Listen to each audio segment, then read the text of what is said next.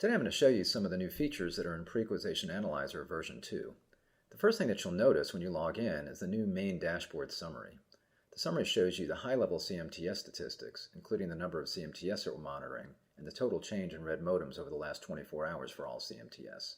This overall health score is for all CMTS on the system, and is derived by looking at the total number of red and yellow modems in relation to green modems. You can also click here if you have more than one CMTS, and you can drill in and get some additional statistics. These particular summary stats here show you the total number of modems on all CMTS and the breakdown by red, yellow, and green modems. In this row, you see the percentage change for each over the last week.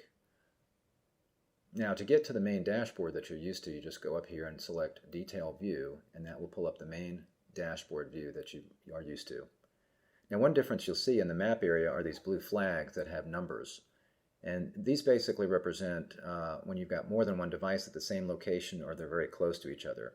If you click a flag, you'll see that there's an arrow where you can page through those modems and you can see the severity level and the estimated location for each problem.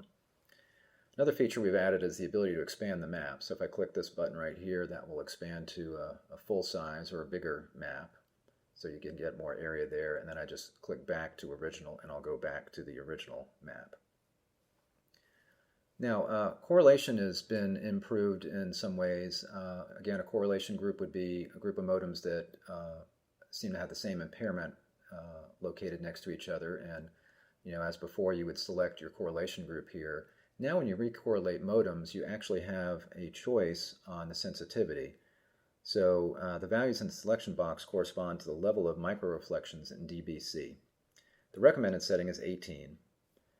You can lower the threshold for correlation groups by selecting a lower microreflection level like 19 or 20, but that's going to make it more likely that you'll see correlation groups. However, it will also make it more likely that you'll see weak correlation groups, which may or may not be representative of a common impairment, or there may be a common impairment, but maybe it's hard to find the source because it's not that bad yet.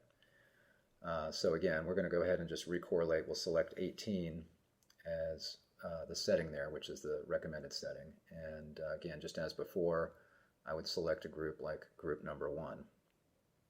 Now you'll notice when I select this group, we'll have the correlation group come in, and I see some very similar frequency responses, and I've got a group of modems here that are in the same location that appear to be related. As I scroll down, something else that's added is you'll see some additional boxes here because it looks like these 3 correlation groups that we have are very similar. So since they're very close to each other geographically, we go ahead and say they're probably related to the same issue. And in the table, we also will show those correlation groups, and you'll see that what we've got is a VTDR here of 419 feet. So again, it looks like these really are all the same problem. Something else we've added to the table, by the way, is this show and hide RF values. So you can see the RF values, code word errors, SNR, that kind of thing, and then just click that again to go back to the other figures.